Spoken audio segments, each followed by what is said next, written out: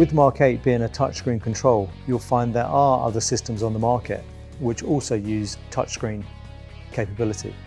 What we've got here is not a PLC.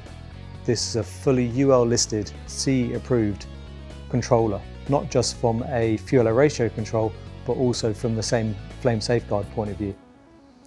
Now, of course, you can use a PLC and program it in any way, but that will not be approved by UL, CE, and any other approval body in the world. So all the logic in here will meet every standard in the industry, whether it's UL or CE. So flame safeguards, first safety times, flame response times, it's fully within the UL and NFPA code.